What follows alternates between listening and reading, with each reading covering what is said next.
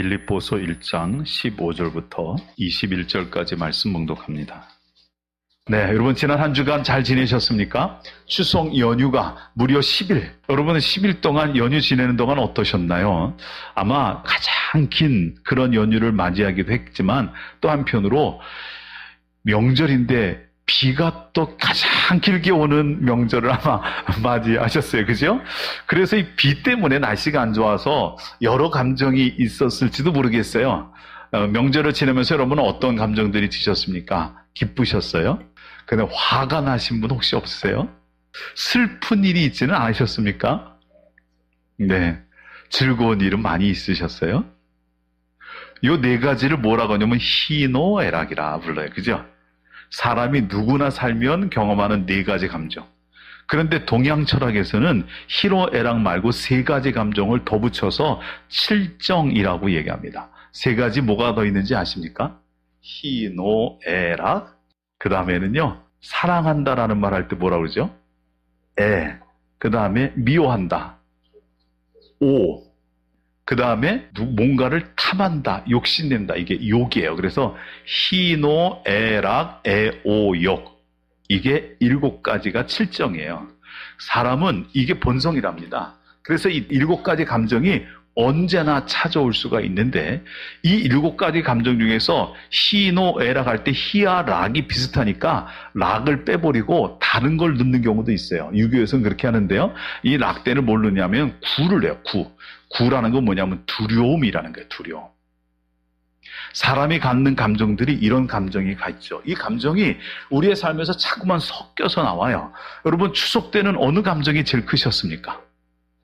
아마 추석이라는 명절을 생각할 때만 하더라도 희 또는 락 아니면 사랑해, 애자 생각했을 텐데 아마 모르긴 해도 어떤 사람은 힘들어, 피곤해, 그리고 누구는 꼴도 보기 싫어, 이런 미움의 마음도 있지 않았을까요? 그렇죠. 우리는 그런 감정을 갖고 살아가요. 오늘 우리가 읽게 되는 빌립보서의 말씀을 읽어보다 보면 바울은 이 7가지 감정 중에 특별히 한 가지의 감정이 바울을 아주 강하게 붙잡고 있는 것을 볼 수가 있어요. 바울을 붙들고 있는 감정, 7가지 감정 중에 어느 게 제일 컸느냐? 그게 바로 기쁨입니다. 기쁨. 빌립보서는요, 별명이 붙어 있어요. 기쁨의 서신이다. 이렇게 붙어 있어요. 왜냐하면 빌립보는 4장밖에 없거든요. 4장. 아주 짧은 장이잖아요. 근데 4장에 다른 데서는 볼 수 없을 정도로 기쁨이란 단어가 많이 들어가 있는데 16번이 기쁨이란 단어가 들어가 있어요. 그러니까 이게 빌립보서는 굉장히 기쁨을 강조하는 그런 장이에요. 우리가 세상을 살면서 어떨 때 우리가 기쁨을 느끼나요? 어느 장례식장에 시체가 3구가 들어왔는데 3구가 다 웃는 얼굴로 들어왔어요. 네. 첫 번째 시체 웃어요. 왜 웃었는지 아세요? 로또를 맞았어요. 1등 너무나 기뻐서 야 로또다 그러고 웃다가 심장마비가 와서 죽었어요. 그래서 얼굴이 웃는 얼굴이에요. 두 번째, 이 사람도 웃다가 죽었는데 아들이 대학을 못 붙고 오수를 했어요. 오수. 그래서 아들 생각할 때마다 이 아들이 이제는 서울에 있는 대학 하나만이라도 어디 붙었으면 좋겠다라 했는데 이 아들이 시험을 봤는데 그 해 서울대학을 붙었어요. 오수만에. 아버지가 얼마나 기뻤겠어요. 이 아버지가 그 얘기를 듣고 서울대학 붙었어 만세! 그러고 소리 지르다가 죽었어요. 심장마비로. 그래서 웃었어요. 세 번째, 이 사람은 조금 경우가 달라요. 벼락 맞고 죽었어요. 왜냐하면 벼락이 칠 때 번쩍거리잖아요. 번쩍거리는데 누가 자기를 사진 찍어주는 줄 알고 치즈 그러다가 죽었어요. 세상을 살다 죽을 때 이런 것들로 우리가 기쁨을 누리며 죽으면 안 되겠죠. 우리가 정말 죽었을 때 보여야 될 모습은 얼굴이 천사와 같이 바뀌어서 살며시 웃고 죽는 그 모습, 천국을 바라보고 죽은 그 모습이 우리가 가져야 될 모습 아닐까요? 어떻게 하면 우리가 이런 기쁨을 누릴 수 있을까? 그런 것들이 이제 빌립보서에서 우리에게 주는 말씀이에요. 오늘은 빌립보를 처음 시작하는 거니까 빌립보에 대해서 기본적인 것 좀 알고 넘어갔으면 좋겠습니다. 빌립보라고 하는 교회는 바울이 2차 복음 전도를 할 때 그때 세웠던 교회인데, 사실은 바울은 빌립보에 갈 계획은 없었어요. 처음 복음 전도여행을 지금의 터키 지역, 아시아 지역에서 복음을 전하고 2차 전도여행을 할 때는 먼저 전도했던 지역을 한번 살펴봐야 되겠다고 길을 떠났어요. 길을 떠났는데 그 지역들을 다 살피고 난 다음에 이왕 왔으니까 조금 더 했으면 좋겠다. 그리고 그 아시아 지역을 바로 돌아다니면서 복음을 전하려고 그러는데 성령님이 자꾸만 가는 길을 막으세요.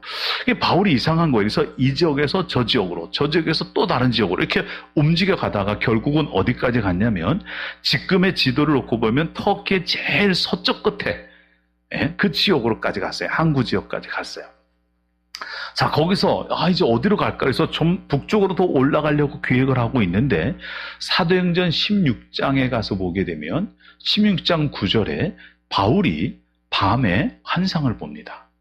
한 사람이 나타났는데 환상 중에 나타난 그 사람이 바울에게 나타나서 손짓하면서 마게도냐로 건너와서 우리를 도우라 하는 음성이 들린 거죠. 그 환상을 보고 나서 바울이 하나님께서 나를 아시아가 아닌 유럽으로 건너라고, 마게도냐로 건너가라고 그래서 나를 부르나 보다. 그래서 지금의 터키 그 지역 제일 서쪽 끝에서 배를 타고 바다를 건너서 바로 육지, 마주 보이는 육지로 건너가는데 이게 지금의 유럽 지역이에요. 마게도냐, 그리스 위쪽이죠. 사실은 바울이 계획도 없이 건너온 거라 어디로 가야 되냐 막막했어요. 그래서 바다를 건너와서 항구를 도착해서 그래도 사람들이 좀 있는 곳을 가야 되니까 걸어 올라가다 보니 제일 처음 만난 도시가 빌립보라는 도시예요. 이 빌립보라는 도시는 특징이 있어요. 로마의 군인들 중에서 퇴역 군인들, 나이가 들어서 이제 퇴역한 군인들이 말년을 좀 여생을 편안하게 보내기 위해서 나라에서 만들어진 계획도시가 빌립보예요. 그러니까 좀 살기가 좋은 동네였던 것 같아요. 사실은 바울이 이제까지는 복음 전할 때 언제나 유대인들이 있는 회당에 가서 복음을 전했거든요. 근데 거기 가니까 회당에서 복음을 전할 수 있는 상황이 아니에요. 회당이 없었나 보죠. 그래서 바울이 주일이 됐는데 예배는 드려야 되고 복음은 전해야 되겠는데 어떡할까 그러다가 강가로 나가요. 거기서 예수님에 대한 말씀을 쭉 전하기 시작했는데 그 설교의 말씀을 듣고 여러 사람이 믿음을 갖게 됐어요. 그 중에 가장 대표적인 인물이 루디아라고 하는 여자였어요. 루디아라고 하는 여자는 자주색 옷감을 파는 옷감 장수였어요. 근데 이 옷감 장수를 우습게 보면 안 돼요. 왜냐하면 자주색 옷감이 그때 굉장히 비쌌거든요. 그때는 지금같이 염색을 드릴 수 있는 안료가 그렇게 많지 않아갖고요. 천연 염료를 가지고 물을 드려야 되는데 자주색 옷은요 특이하게 뿔고동이라는 거 있죠. 뿔고동. 그 뿔고동을 잡아서 뿔고동의 피를 뽑아내서 그 피로 옷을 무리들여야 된대요. 근데 뿔고동이 얼마나 크겠어요? 피가 얼마나 나오겠어요? 그러니까 이게 바다 깊은 곳에 있는 거 끌어오는 것도 쉽지 않고 잡아서 피를 모으는 것도 쉽지 않고 그 피 모아서 옷을 물들이는 것도 쉽지 않으니 자주색 옷감은 비싼 옷이었어요. 그래서 대개 왕족들이 입어요. 왕족들. 또는 권위가 있는 사람들이 입는 옷이에요. 그러니까 비싼 옷감이죠. 이런 옷감을 파는 자주장사 루디아는 비싼 옷감을 팔아서 돈을 벌다 보니까 이 사람도 부유한 계층이었을 거라고 보는 거예요. 근데 이 사람이 예수를 믿었어요. 예수를 믿고 나서 자기 집으로 바울을 강권에서 오게 만들어요. 바울이 그 루디아 집에 있으면서 거기서 교회를 처음 시작한 거예요. 그런데 이 빌립보 교회는 우여곡절이 한 번 있었어요. 이렇게 이제 루디아의 집에 가서 복음을 전하기 시작하면서 길거리 다니면서 예수를 전하려고 그러는데 언젠가부터 누가 여자아이가 하나가 쫄쫄쫄쫄 쫓아오는 거예요. 쫄쫄 쫓아오면서 그 뒤에서 뭐라고 하냐면 이 사람은 지극히 높으신 하나님께서 보내신 그런 말씀을 전하는 사도라고 그렇게 하면서 쭉 하면서 하나님의 말씀을 지극히 높으신 하나님의 말씀을 전하는 자라고 막 이렇게 계속해서 따라오면서 한마디씩 하는 거예요. 왜냐하면 여자아이가 제정신이 아니에요. 귀신이 들렸어요. 귀신이 들렸는데 점을 치는 애예요. 이렇게 뭘 보는 애예요. 그래서 이 여종 아이의 주인 되는 사람이 여종 아이를 앞세워서 점을 보게 했어요. 그리고 복비를 받아 챙겼어요. 그러니까 이 주인이 돈을 많이 벌었죠. 쏠쏠하게 재미가 있었던 거예요. 잘 치니까 점을. 그런데 이 아이가 어느 날부터 바울을 쫓아오면서 한마디씩 하는 거예요. 이 사람은요. 그러면서 얘기하는 거예요. 이 바울이 처음에는 그걸 그냥 무시했는데 이게 나중에 굉장한 반응이 돼요. 길을 가면서 계속 얘기한다고 생각해보세요. 여러분 뒤에 누가 쫓아오면서 이 사람은요 이러고 쫓아온다고 생각해보세요. 그게 얼마나 귀찮겠어요. 거기다가 바울이 그 말을 무시하고 와서 많은 사람 모아놓고 여러분 들으십시오. 하나님께서 이 세상을 사랑해서 하면서 말을 하려고 그러는데 거기다 또 한마디 하면 이 사람은요, 한마디 하면 또 이 사람은요 그런다고 생각해보세요. 이게 복음이 전파가 되겠어요? 너무 화가 나는 거야. 바울이 너무너무 괴로워요. 그래서 하루는 도저히 안 되겠다 싶어서 길을 가다 말고 그 귀신 들린 여자아이를 통해서 내가 나사렛 예수 이름으로 명하노니 귀신아 나와라! 하여튼 이 사람 귀신이 떠나갔어요. 아이가 제정신이 됐어요. 누가 제일 싫어했을까요? 주인이 싫어요. 돈줄이 끊겼어요.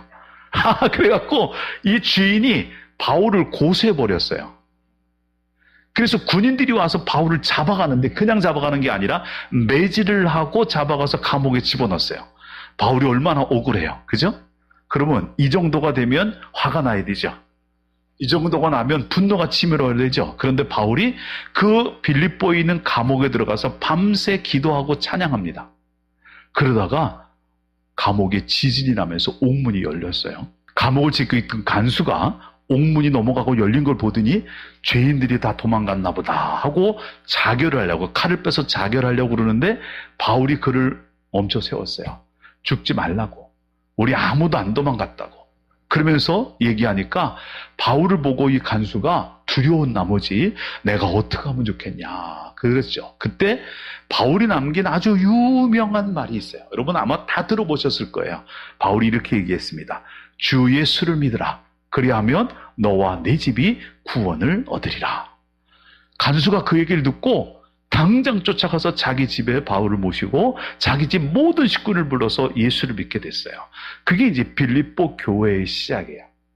그렇게 시작된 빌립보 교회, 이 교회를 2차 복음 전도여행 때 할 때 이제 돌아보고 온 거죠. 그러고 나서 바울이 3차 복음 전도여행을 하고 나중에 로마로 가게 되는데 이때 로마로 갈 때는요 죄인의 몸으로 갔어요. 로마의 황제 시저 가이사에게 죄 없음을 내가 재판받겠다고 죄인의 몸으로 로마까지 간 거예요. 근데 바울이 지금 빌립보서를 쓰는 것이 바로 로마의 감옥에 들어가서 쓰고 있어요.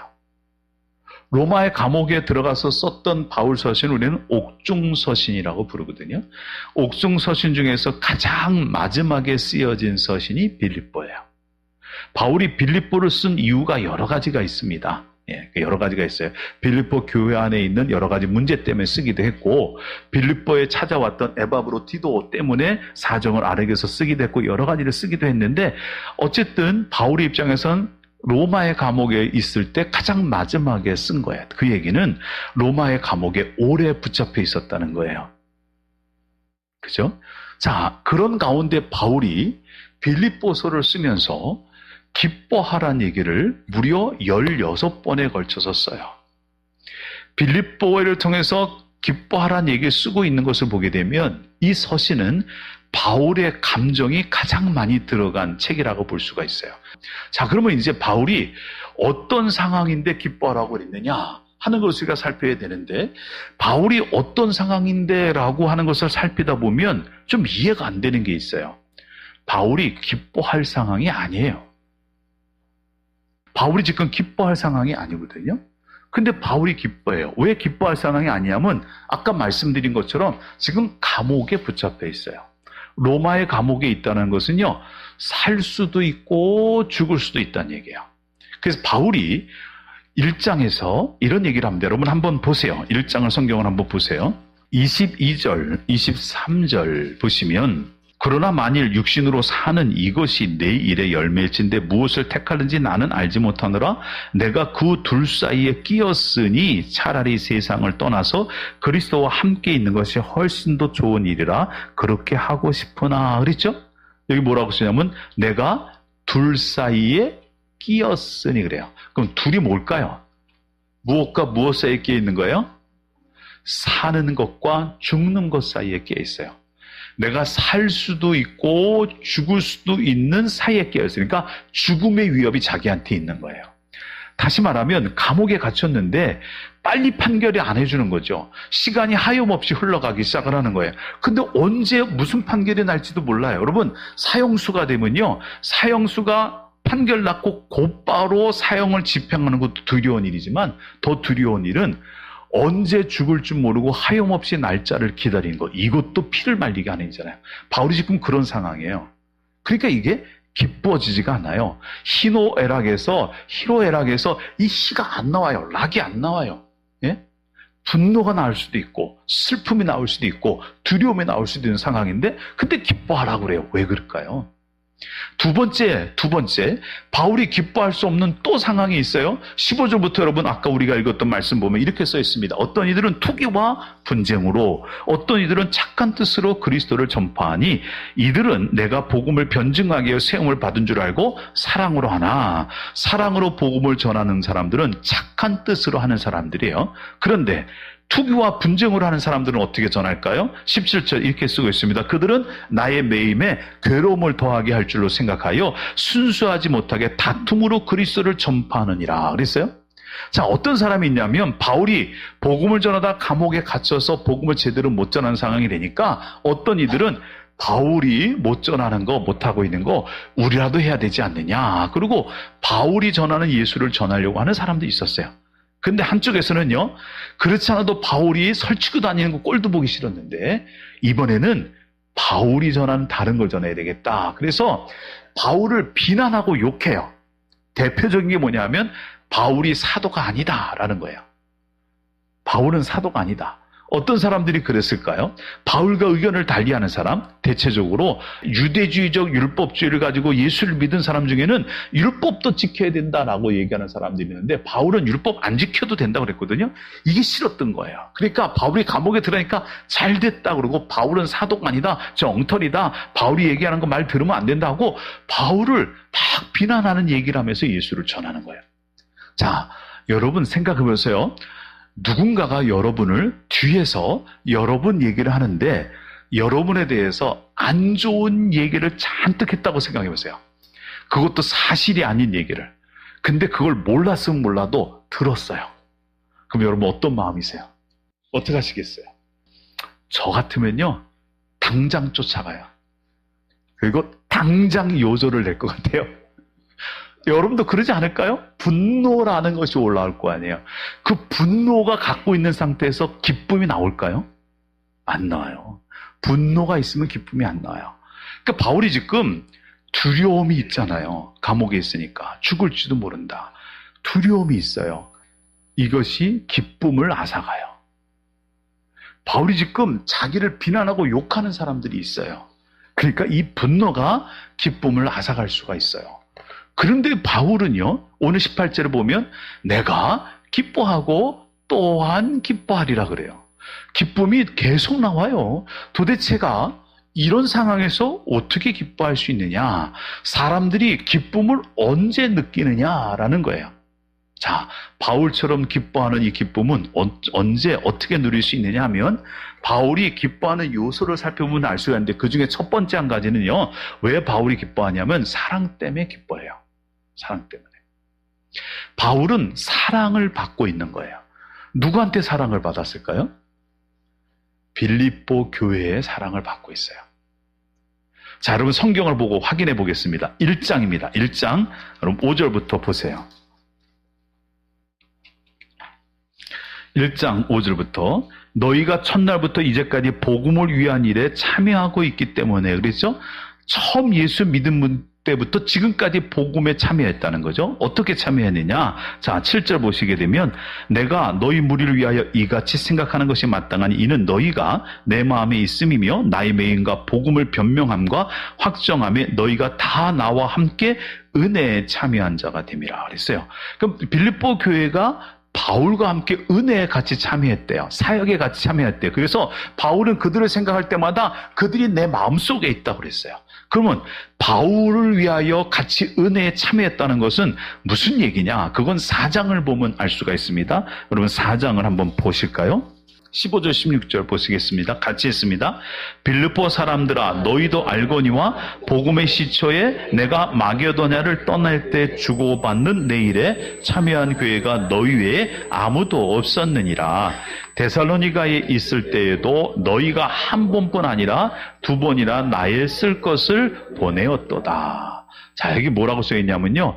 바울이 마게도냐를 떠날 때, 즉 그 유럽 지역 빌립보를 비롯한 마게도냐를 떠나서 다른 곳으로 갈 때 바울에게 선교 헌금을 보내줘서 바울이 그 일을 잘 할 수 있도록 후원해 준 교회가 빌립보밖에 없었대요. 근데 그게 한 번이 아니었어요. 그 다음에 바울이 데살로니가로 갔더니 데살로니가에 갔을 때도 어려움을 당했을 때 그 소식을 듣고 바울에게 또다시 헌금을 보내주면서 사역에 동참한 교회가 빌립보 교회밖에 없었대요. 그럼 두 번으로 끝난 게 아니야. 그게 아니에요. 바울이 지금 빌립보 감옥에 갇혀 있을 때 이때에도 빌립보 교회는 또 헌금을 모았어요. 그래서 바울에게 그 헌금을 다시 보내요. 보낼 때 3장에 나오는 에바브로디도라고 하는 사람이 있거든요. 에바브로디도에게 헌금을 가지고 가게 만들면서 이걸 바울에게 전달해주고 바울이 로마의 감옥, 그 가택 연금 상태에 있는 감옥에서 어려움을 겪고 있는지 모르니 옆에 가서 바울을 돌봐드려라. 그리고 헌금을 보냈어요. 그러니까 바울이 생각했을 때 이 빌립보 교회는 너무나 고마운 거예요. 내가 정말 필요할 때, 아무도 나를 돕지 않을 때, 내가 어려움을 당했을 때 어쩌면 빌립보 교회는 그 교회도 그렇게 넉넉한 교회가 아닐 텐데도 불구하고 그 헌금을 모아서 몇 번씩이나 그 헌금을 보내주는 거예요. 바울이 그걸 받으면서 빌립보 교회 성도들의 사랑을 느껴요. 그 마음이 너무나 고마워요. 이 고마운 마음이 바울에게 힘이 되는 거죠. 그래서 기쁨이 있는 거예요. 여러분, 우리 교회에서 후원하는 교회들이 있잖아요. 후원하는 교회와 후원하는 해외 선교지가 있는데 이곳에 있는 목사님들이 가끔 그런 얘기를 해요. 네? 깜짝 놀라는 거죠. 어느 날. 그 중에서 운정에 있는 성은교회를 처음 도울 때 일이었어요. 운정 성은교회를 우리 교회가 이제 처음 다시 돕기 시작을 했을 때 매달 우리 교회에서 10만 원씩 헌금을 갑니다. 이렇게 얘기했는데 그 목사님이 감사합니다. 그러고 이제 받았는데 어느 날 저한테 전화가 또 왔어요. 목사님 이상합니다. 얼마 전에 분명히 10만 원 보내주셨는데 또 돈이 그보다 더 많이 들어왔네요. 이렇게 한 거예요. 그래서 그거요? 그리고 제가 뭐라고 얘기냐면 그거 10만 원씩 보내는 건 우리 교회 선교부에서 보내는 거고 교회 차원에서 보내는 거고 더 많이 들어간 건 아마도 그 운정 성은교회를 위해서 기도하는 속회가 있는데 그 속회가 교회를 위해서 기도하다가 헌금을 모아서 보내드린 겁니다. 그러니 목사님도 우리 교회와 속회를 위해서 기도해 주세요. 그랬더니 이 목사님이 그 얘기를 듣고 감동을 받았어요. 이제까지 그런 후원을 하는 교회는 없다라는 거죠. 그런 것들이 목사님에게 힘이 되는 거예요. 바울이 그랬어요, 지금. 빌립보 교회가 생각할 때마다 그 사랑이 느껴져요. 그래서 빌립보를 생각할 때마다 자기 마음속에 교회가 있는 거예요. 그런데 더 큰 사랑이 있어요. 바울이 이런 사랑만 받았느냐? 그게 아니고요. 더 큰 사랑이 있는데 그게 바로 예수 그리스도의 사랑, 하나님 아버지의 사랑이에요. 바울은 로마서에서 이런 말을 쓰고 있습니다. 소망이 우리를 부끄럽게 하지 아니함은 우리에게 주신 성령으로 말미암아 하나님의 사랑이 우리에게 부은 바 됨이니, 우리 마음에 부은 바 됨이니. 바울에게 하나님이 사랑을 그 마음에 쏟아 부어주니까 바울이 어떤 어려움에도 소망을 잃지 않아요. 그 소망이 있으니까 기쁨을 빼앗기지가 않는 거죠. 그래서 바울은 그렇게 얘기합니다. 세상 그 어떤 피조물이라 할지라도 그리스도 예수 안에 있는 하나님의 사랑에서 우리를 끊을 수 없다. 그런 얘기를 해요. 여러분, 우리가 정말 기쁨을 누릴 때는요, 하나님의 사랑이 깨달아지면 기쁨을 누려요. 이 하나님의 사랑이 느껴질 때 누리는 기쁨은요, 그냥 웃음이 나오는 기쁨이 아니고 눈물이 나는 기쁨이에요. 너무나 감격스러워서, 너무나 고마워서 그렇게 나오는 기쁨이거든요. 아까 우리가 불렀던 찬양들이 그런 가사들이 있습니다. 이런 가사 여러분 보셨습니까? 여러분, 우리가 살아가는 인생길이 마치 눈물 골짜기를 지나갈 것 같아도 하나님은 우리를 사랑하셔서 그 골짜기를 홀로 지나가게 만들지 않으세요. 그걸 나와 함께 하시죠. 언제까지요? 열매 맺을 때까지 그렇게 하시는 거예요. 또 이런 찬양도 고백을 했습니다. 주 사랑이 나를 숨쉬게 세상 그 어떤 어려움 속에도 주 사랑이 나를 이끄시네 내가 갈 수 없는 그곳으로.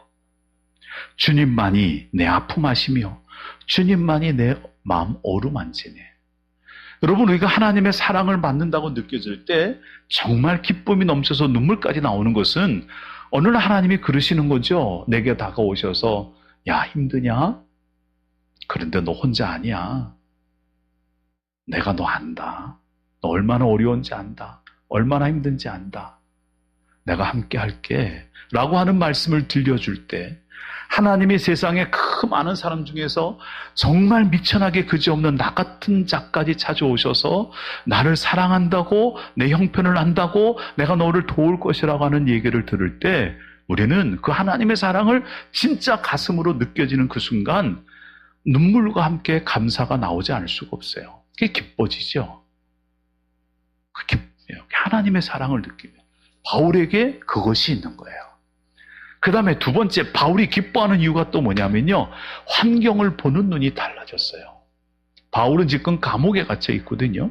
감옥에 갇혀 있는데 바울이 감옥에 갇혀 있으니까 엉뚱한 사람들이 밖에서 막 날치고 있는 거야. 날 막 설치고 있는 거죠. 그 사람들이 바울이 전한 복음이 가짜라고 해서 바울을 비난하고 욕하고 있는데 바울이 그런 환경을 보면서도, 그리고 지금 감옥에 갇혀서 살지 죽을지 모르는 환경에서도 기쁨을 누리고 사는 이유는요, 그 환경을 바라보는 눈이 달라졌어요. 옛날 바울이 스데반을 죽이던 그때 같으면 바울이 자기를 욕하는 사람들을 보면서 그놈들 내가 나가기만 하면 가만 안 둔다고 막 분노의 칼을 갈고 있어야 되는데 바울이 뭐라고 하냐면요, 우리가 읽었던 말씀 보면 바울이 이렇게 얘기합니다. 18절이죠. 그러면 무엇이냐? 거칠으로 하나 참으로 하나 무슨 방도로 하든지 전파된 것은 그리스도니 이로써 나는 기뻐하고 또한 기뻐하리라 그랬어요. 어떻게 돼도 전해지는 건 예수 그리스도니 내가 감옥에 갇혀 있어서 나를 비방하든 욕하든 나를 칭찬하든 전파되는 건 예수 그리스도니 야, 그것만 해도 족하다 하고 상황을 보는 눈이 달라졌어요.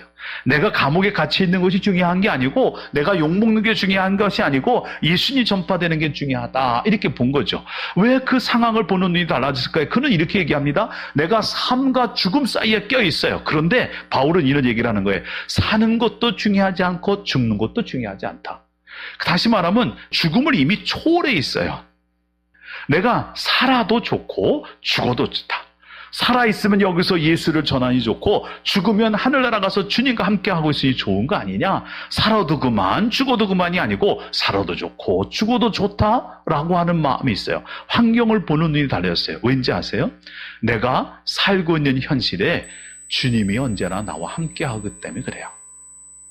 감옥에 갇혀 있는데도 두려울 게 없어요. 왜요? 감옥에 오게 하신 것이 누굴까요? 하나님이에요. 그러면 감옥에 오게 했으면 감옥에 있는 바울을 통해서 일하시는 건 누구냐? 하나님이에요. 그죠? 물론 바울은 이때는 풀려났다가 나중에 네로 황제가 로마를 불태우고 기독교를 박해할 때 한 3년쯤 뒤에 로마의 가도에서 이제 교수형을 당해서 죽습니다. 예수님은 십자가에 죽었고 베드로는 십자가에 거꾸로 죽었죠. 근데 사도 바울은 복음을 전했지만 십자가에 달려 죽지 않았어요. 왜냐하면 그는 로마인이었기 때문에 그래요. 그래서 비교적 빨리 쉽게 죽는 처형을 한 거예요. 그게 단두대예요.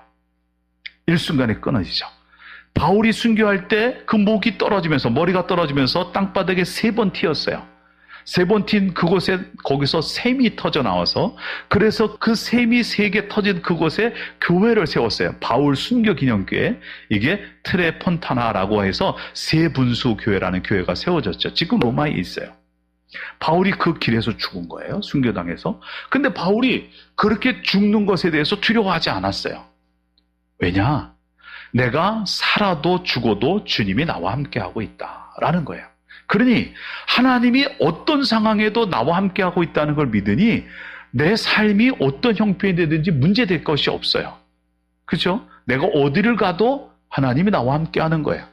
내가 어떤 형편에 있어도 여기서 하나님이 일하시는 거예요. 그러니 내게 지금 앞에 보이지 않는 어떻게 될지 모르는 막연한 현실 가운데도 내가 걱정할 게 없어요. 걱정은 누가 해야 되냐면 하나님이 하셔야 돼요. 그죠? 내가 일할 게 없어요. 누가 일해야 돼요? 하나님이 하셔야 돼요. 그러니까 바울이 담대함이 생긴 거예요. 죽음을 초월했어요. 그걸 오늘 말씀에 뭐라고 써있나 보실까요? 21절입니다. 21절 같이 읽어보겠습니다. 이는 내게 사는 것이 그리스도니 죽는 것도 유익함이라. 내게 누가 살고 있느냐? 주님이 살고 있어요. 내 안에 주님이 있으니 내가 살지만 사실은 주님이 사는 거니까 주님이 내 안에서 하실 일을 하실 거예요. 그러니 담대해져요. 그러니 사람이 무슨 말을 해도 자기 상처 안 받아요. 내 눈앞에 무슨 일이 벌어져도 상처를 안 받아요. 주님이 하실 거니까. 이게 바울이 기쁨을 누리는 비결이었어요. 여러분은 무엇 때문에 기뻐하십니까? 로또 맞으면 기뻐지세요? 여러분이 간절히 원하던 일이 이루어지면 기뻐지죠? 예? 내가 간절히 갖고 싶었던 것들이 가져지면 기뻐질까요? 그런데 여러분, 그 기쁨 오래 못 갑니다. 우리가 정말 가져야 될 기쁨은 영원한 기쁨, 환경에 구애되지 않는 기쁨, 어떤 어려움에서도 기쁨을 잃어버리지 않는 그 기쁨을 누려야 되는데 그거는 바울을 보니까 적어도 두 가지를 통해서 오더라고요. 하나는요, 사랑을 느낄 때. 사람을 통해서 느끼는 사랑도 기쁨을 주고요. 하나님이 나를 사랑하는 걸 느낄 때 기쁨을 얻어요. 두 번째는 주님이 내 안에 계셔서 내가 어떤 상황이 있어도 하나님이 내 삶을 하나님 뜻대로 인도해 주실 것이라는 자신감이 있을 때, 환경을 보는 눈이 달라질 때, 그때 기쁨을 가지고 세상을 살 수가 있습니다. 여러분의 삶에도 이런 기쁨이 누려지게 되시기를 주의 이름으로 축원을 드립니다. 그래서 여러분도 그렇게 고백해 보시죠. 나도 기뻐하고 또한 기뻐하리라. 그렇게 고백할 수 있는 여러분 되시기를 주님의 이름으로 축원을 드립니다. 우리 기도하겠습니다. 하나님, 우리가 믿음 안에서 살아갈 때 세상의 기쁨이 아닌 주님이 주시는 기쁨을 누리며 살기를 원합니다. 환경에 따라 달라지는 기쁨이 아닌 어떤 상황에서 잃어버리지 않는 기쁨을 누리길 원하니 하나님의 사랑이 우리에게 성령으로 기름 부음 바 되게 하여 주시옵고, 하나님, 우리가 어떤 상황에서도 하나님이 나와 함께함을 믿으며 담대해지고 자신 있어지게 하여 주셔서 주님으로 인하여 기뻐하는 우리가 되게 도와 주시옵소서. 예수님의 이름으로 기도드립니다. 아멘.